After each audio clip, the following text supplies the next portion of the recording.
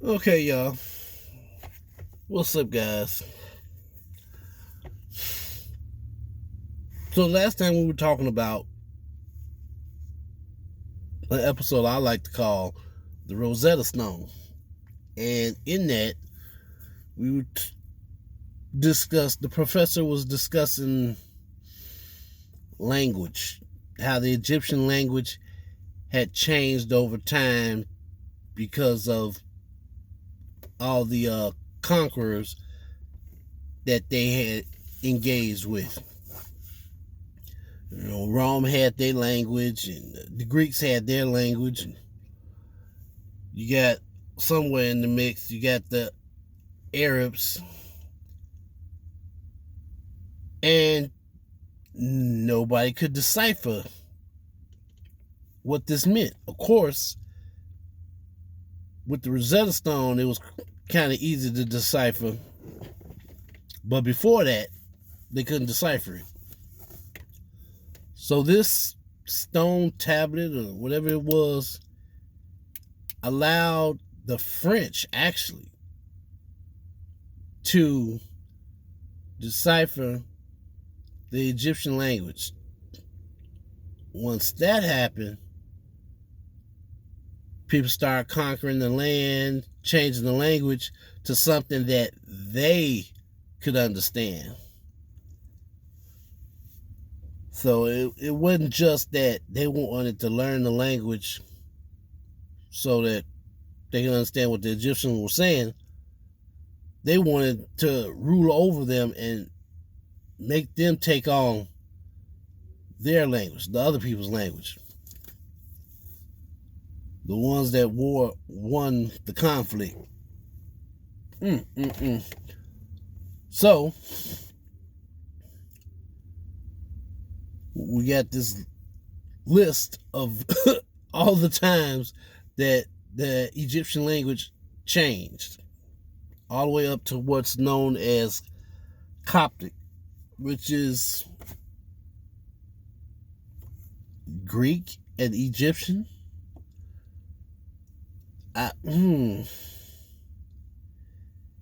And then he mentions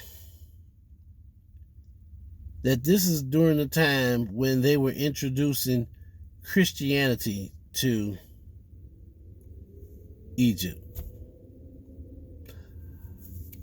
I didn't think that was possible. But according to the professor, that's exactly what they did. I don't know, man. It's like the more I try to enlighten myself and learn about the ancient past, sometimes it just irritates me. They had their own form of religion. It might not have been right, but what? Why is it that all throughout history, Christians have always tried to force their way of life onto others? And then they want you to accept it. They want you to make your kids accept it. They want you to make your grandkids accept it, and to the point where it's just natural. Generations go by and it's like, oh yeah, I grew up in a Christian home. I grew up in an Islamic home. I grew up in this type of home. This is my native religion. Is it really? Do the research. Is that really? How did your people come into that religion? I don't know, but there was more to the Rosetta Stone discussion, and that's where I want to pick up today.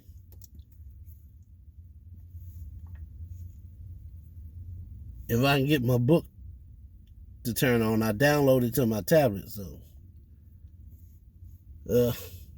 technology. Sometimes it works, sometimes it don't. So St. There Mark we go. comes in and says, I'm preaching a Trinity. The Egyptians were ready. There's another reason. So they come in Trinities. You have a father, a mother, and a son. I was talking, I'm sorry. Those three. He mentioned the name. In the south of Egypt, you have another three. You have Amun, who starts out as the hidden one, remember, in the primordial waters. His wife, Mut, who also has a lion head. And they have a child, Khonsu, a ram-headed god. Another Trinity. So St. Mark comes in and says, I'm preaching a Trinity. The Egyptians were ready. St. Mark. That's what the name that I thought I heard. So this St. Mark guy comes in and he's preaching Christianity. But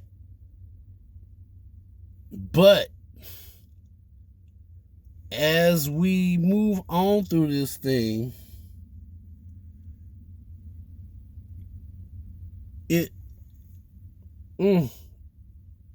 it's messing with my head, man. There are parallels. There are parallels between ancient Egyptian religion, if you want to call it that, and Christianity.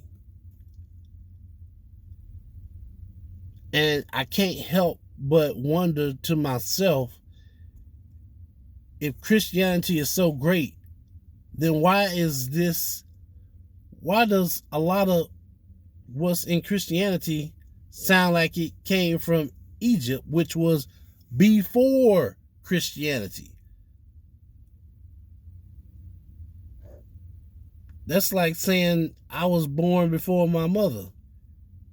But clearly, if that's my mother, that means she was born before me. It can be proven.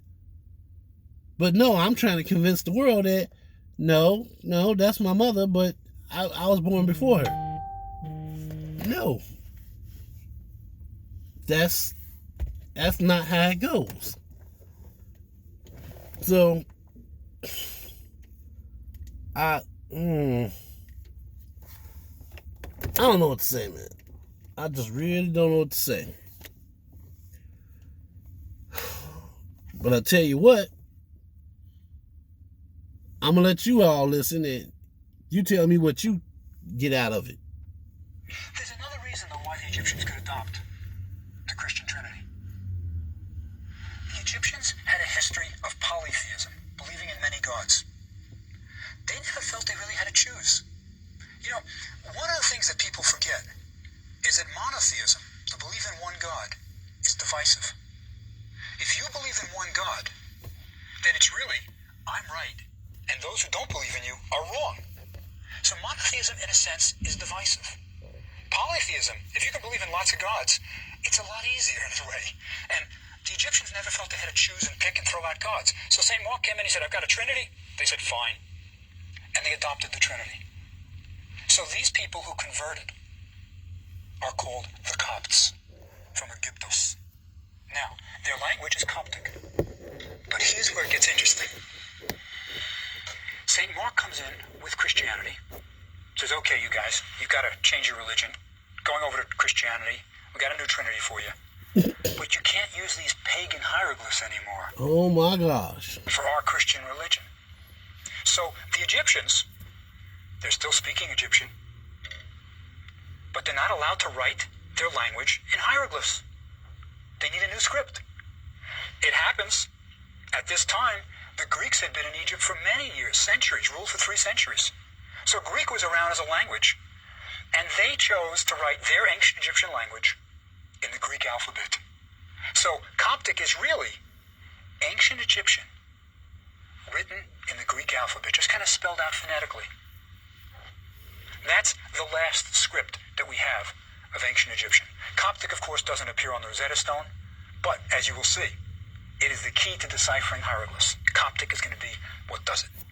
Now we've gone through the different scripts that ancient Egyptian was written in.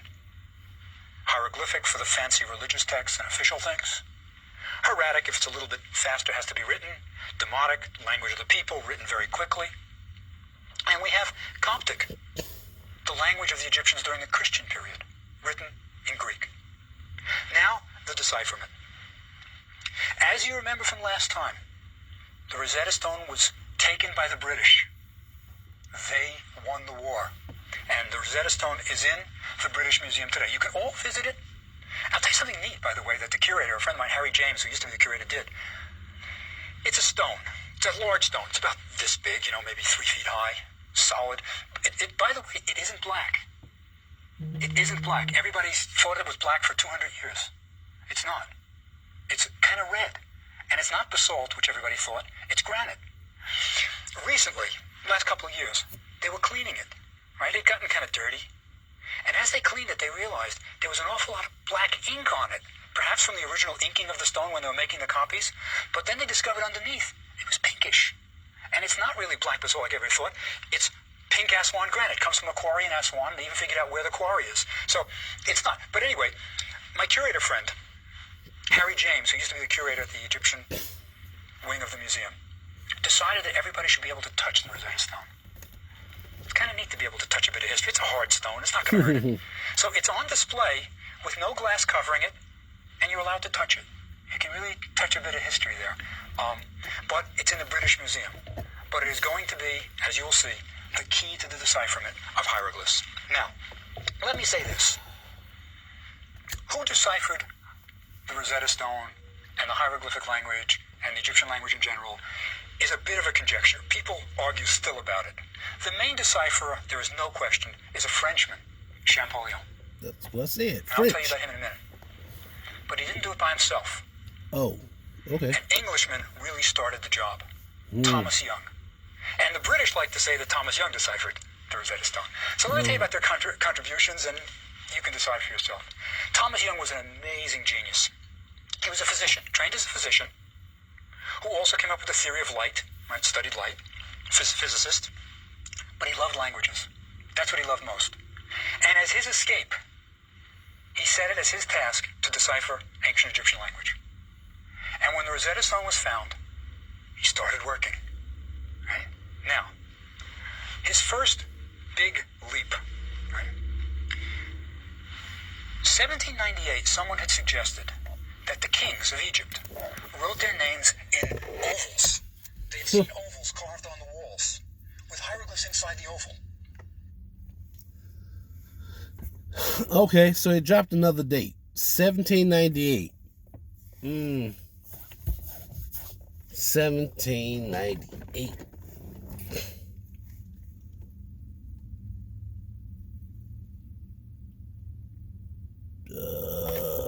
I'm pretty sure Negroes were in the United States in 1798. Just out of curiosity,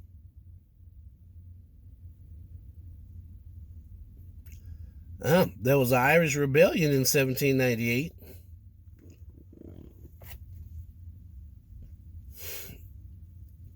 Let's see. United States, 1798.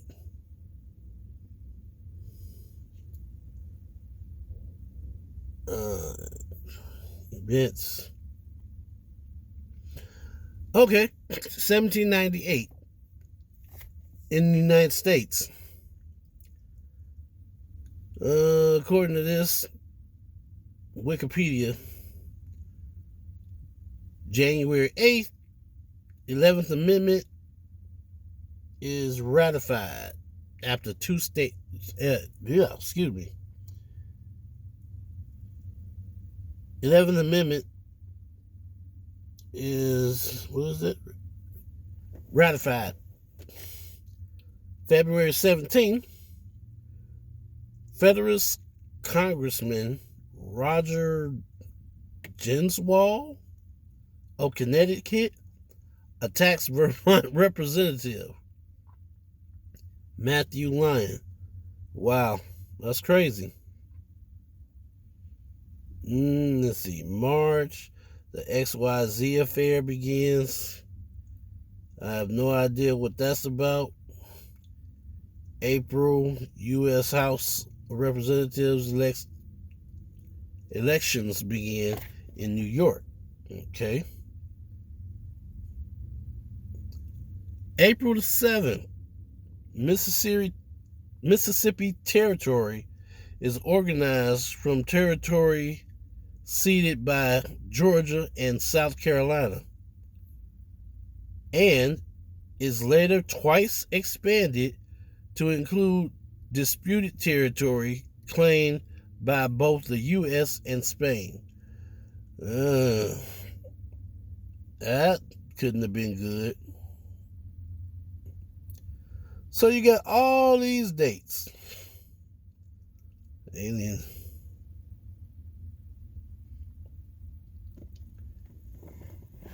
All these dates that I'm looking at, and I'm seeing nothing about what really was going on. Let's see. They're giving dates about United States Congress, the military.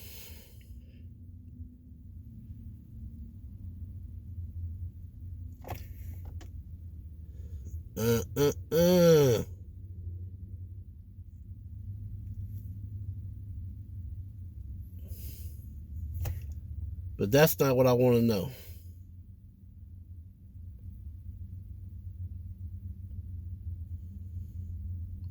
What I really want to know is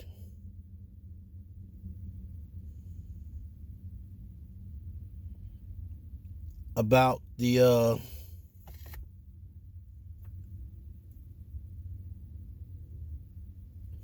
what's this? I want to know about the blacks in America. Because while all these French and English people were discovering Egypt, they were trying to teach Egyptians, trying to teach other blacks, especially blacks in America, they were trying to teach them about Christian religion. They were trying to teach them about how the English do things, while at the same time learning as much as they could about black culture, ancient black culture. Let's see. Here's one article. Amelioration Act of 1798. In 1798, the Leeward Islands passed the Amelioration Act. The intent was similar to Barbados' consolidated slave law, in that it was to improve the conditions of slaves. The main difference is that the Amelioration Act proved to be much more effective and didn't offer planter heavy concession. Like what is that even about? That I don't understand, but it's here. It's here.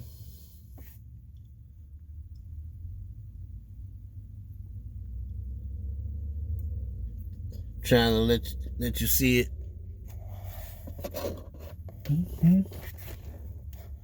I don't know. Can you see that title?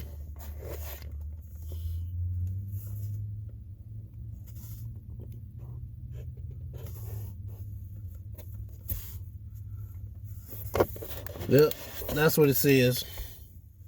So they even give a brief description of what this Amelioration Act consists of, which I never even knew such a thing existed. You can see some of the major terms of the act involved hits to slave owners for excessive violence. I'm going to read y'all some of this. This was going on in 1798 in America, while white Americans and English people and French people were going over to Egypt, finding all this beautiful artwork, realizing that it was created by the ancestors of black people, and yet they didn't come to the conclusion that, dang, we messed up. We took these people from their homeland thinking they didn't have no culture. They just a bunch of animals, and they doing all this. Man, I feel bad now. We should let them go, or at least, you know, treat them better. But they didn't. They didn't, and that's part of my whole thing about ancient Egypt, and not just ancient Egypt, but other things that happened throughout history. They try to make it seem, and I'm talking about the people that control the media, they try to make it seem like all these things happen so far apart. You know, this happened 1 year, this happened 100 years ago. I'm going to actively try and put together information on this channel to let you all know that while people's mind was occupied on one event in history, there was something dark and very dark, might I add, going on at the same time. So black people being robbed, enslaved, and other countries was just having a ball. So like I said, I'm going to read a few lines of this Amelioration Act. You can find this online. You can Google it. Some of the major terms of the act involved hits to slave owners for excessive violence. Excessive violence, like regular violence, was a problem. Oh, well, you know, Mary got beat down and raped the other day, but, you know, as long as she didn't chop her fingers off, you know, she good. You know, her son got, you know, but you know, that might have been taking it too far, yeah. Johnny really shouldn't have stuck his, you know, and that was wrong. So we need to control this. These slave owners, boy, they're just getting out of hand. What? Slavery, period, was wrong. And then they got the audacity to say, oh, you can do that, just don't go too far with it. Like, really? So, oh, I'm sorry, I'm just, this is frustrating. But this information needs to get out. So, the slave owners are being penalized for excessive violence and neglect, the article says. This was very unusual. This was very unusual for its time, and as a result, there are few incidents of major punishments under the act. One punishment included compensation for wronged slaves. On a very rare occasion, death was enforced. Slave owners were to provide for clothing, food, and basic education. Overall, the act was meant to keep the social climate calm in the British Caribbean colonies as rebellions began to pop up more frequently. So they were trying to create an atmosphere where slaves wouldn't be so hostile. Well, maybe if we give them some clothes, maybe if we, give them an extra chicken leg, extra bucket of chitlins for the holidays. That'll calm them down. Those niggas, they like chitlins. Bruh, if it was all that, where is my 40 acres and a mule? I didn't get it. My mama didn't get it. My daddy didn't get it. His people didn't get it. But hey, once you didn't got them to take less, what's the point of trying to give them what you really owe them? If they gonna accept less than what you owe them, why bother? That's less work you got to do.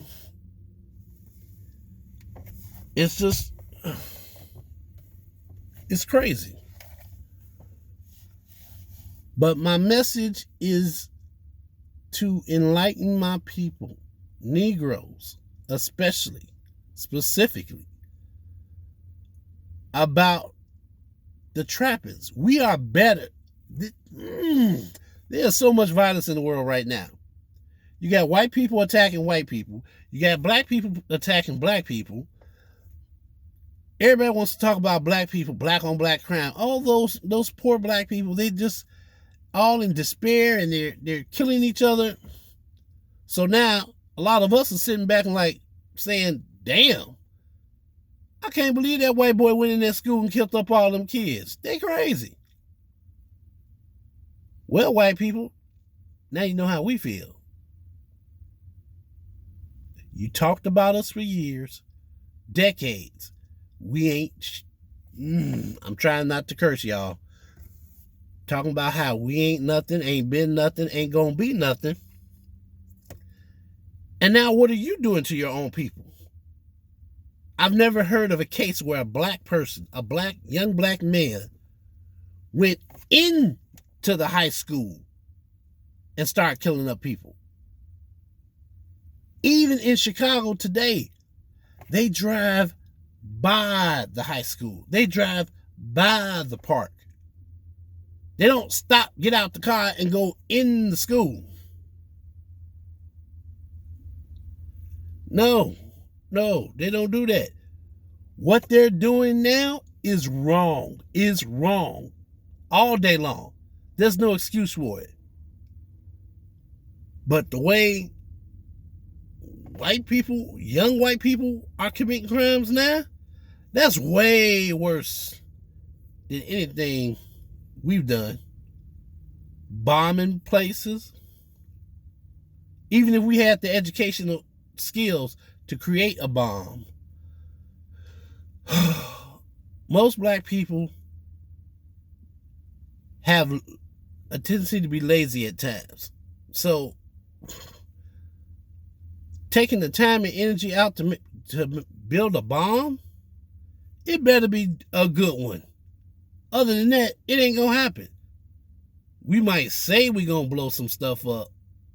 Y'all mess with me one more time, I'm gonna blow this. But 9 times out of 10, we ain't gonna do that. We'll leave the job, leave the wife, leave the husband. Oh, they gonna suffer. We gonna get them back.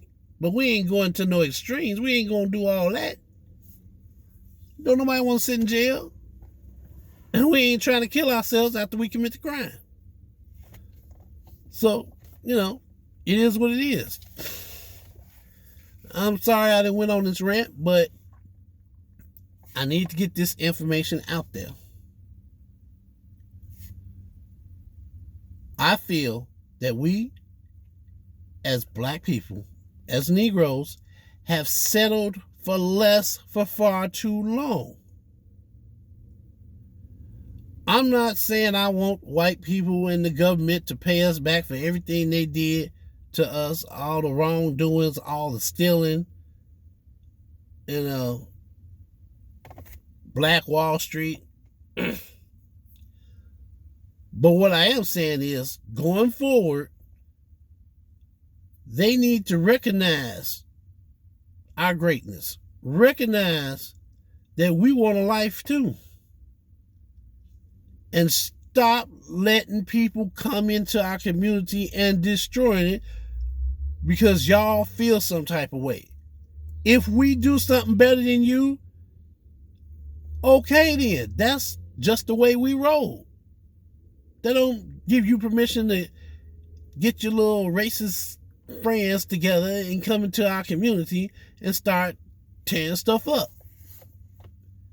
Then when the kids and the grandkids want justice for their people being tortured, slain in the middle of the streets, hung by a tree, then they want to say, well, there's no proof that, any specific group did this.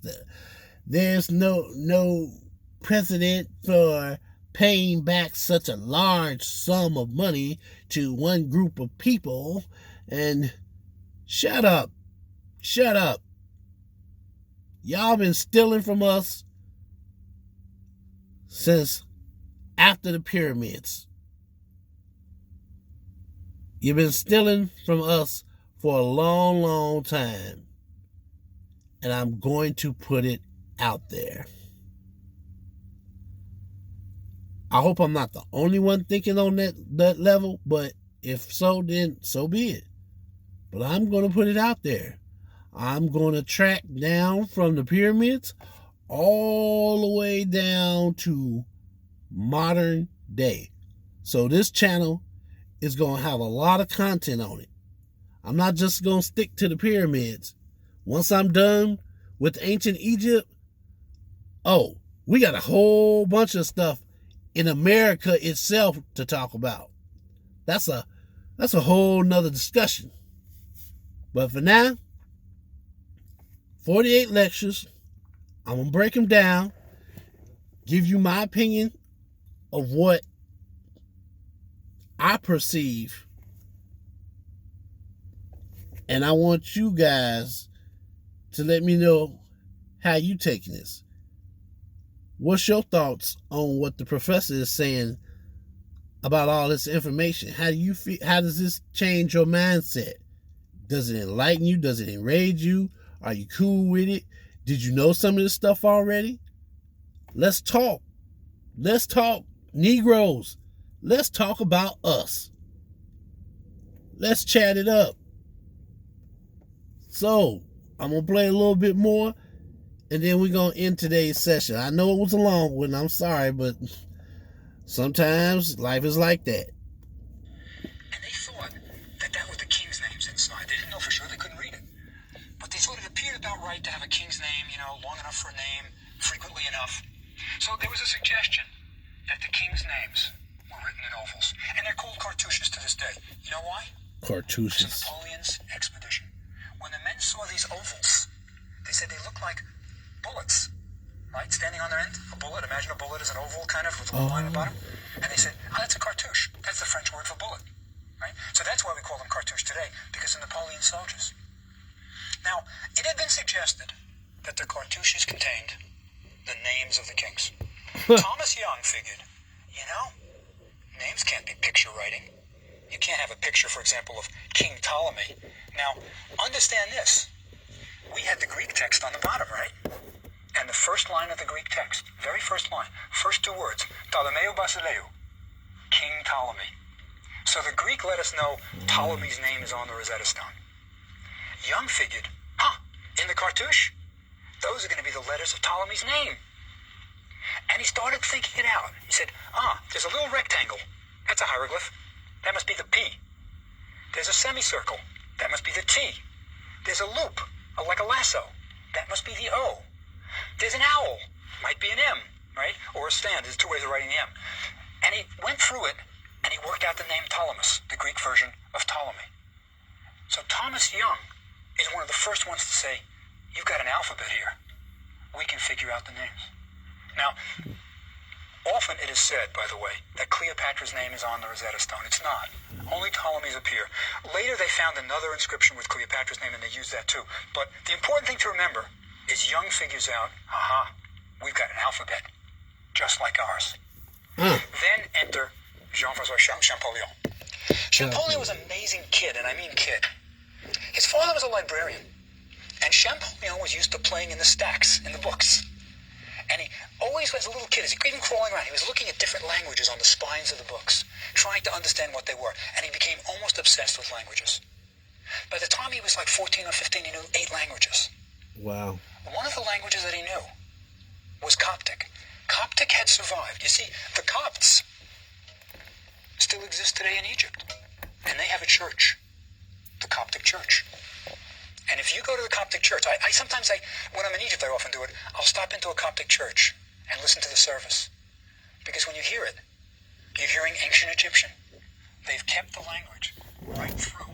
So Coptic is really our connection with spoken ancient Egyptian.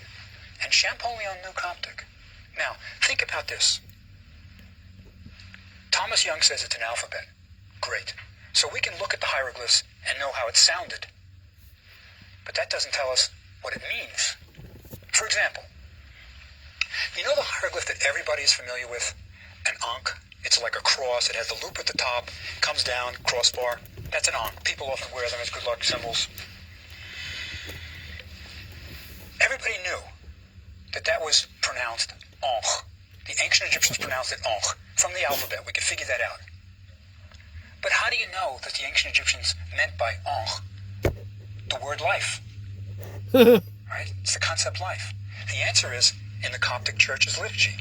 We know that Ankh means life. So from Coptic, by knowing Coptic, Champollion could look at the hieroglyphs, say it's an alphabet, say it out loud, Ankh, and then realize, Coptic has that word, Ankh, it means life. So that was the connecting thing that enabled Champollion to decipher hieroglyphs, not just phonetically, but get at the meaning of it. And he was the first one to Okay, so this Champollion guy, he comes along during the time when Egyptians are writing their Egyptian language in Greek, thanks to some Saint Mark of the Church of Jesus Christ. I added that last part in there, but still, he was preaching Christianity, because evidently Egyptians, ancient black people, didn't have no souls. Well, their soul needed to be saved, so they were all twisted and butt backwards. Yeah, whatever. So we have covered a lot of information, and we still got a long ways to go. So, with that being said, good people, I will talk to you